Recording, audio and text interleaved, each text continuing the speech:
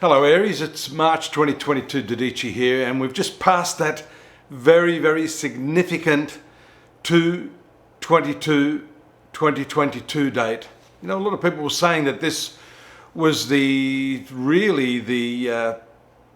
explosive point of the reset that you may or may not have heard about. Reset in terms of our culture, our society, the global situation, what's happened with COVID, and now the Ukrainian war, and what a lot are saying is the reset relating to the economics of our life, finances, money, the way we value things.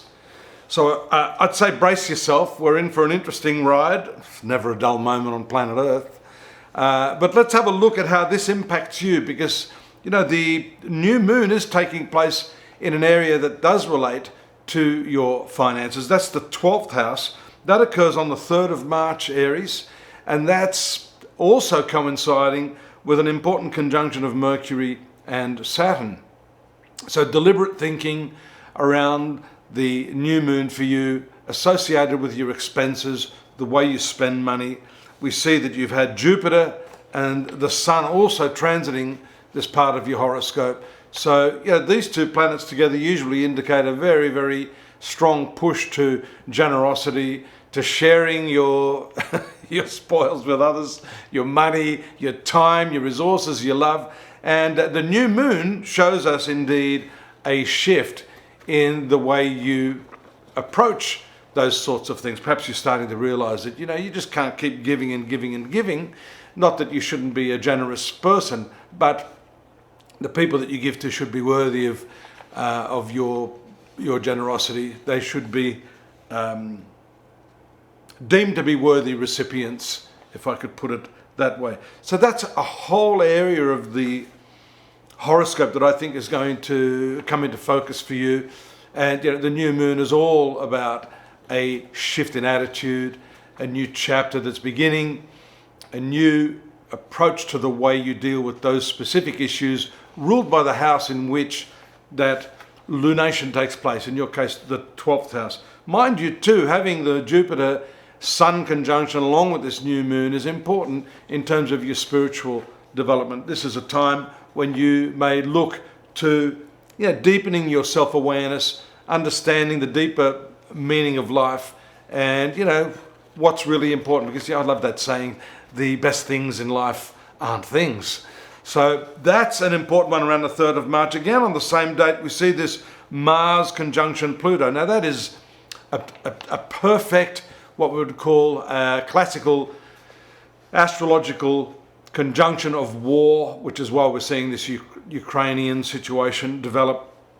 But that could also mean war in your working place, because for you, Aries, this is taking place in the upper part of your horoscope, the 10th house, and this has to do with pushing hard for what you want, incredible determination, relentless pursuit of a specific goal that you have in mind. And that's playing out very strongly, not only in the Mars and Pluto combination, but also this on-off conjunction of Venus and Mars, which we see here is going to really come into a perfect conjunction around the 6th. That's been happening on and off for some time.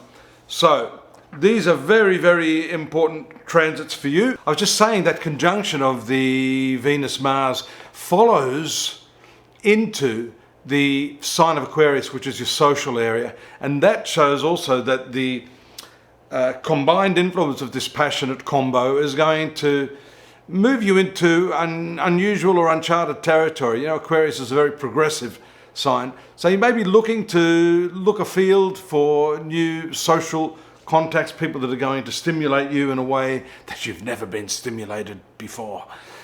So that's a really exciting conjunction that we see there with Venus and Mars. The movement of Mercury into Pisces. So there's an additional one after that new moon in Pisces. You're going to see this very congested sort of combination of planets in this 12th house.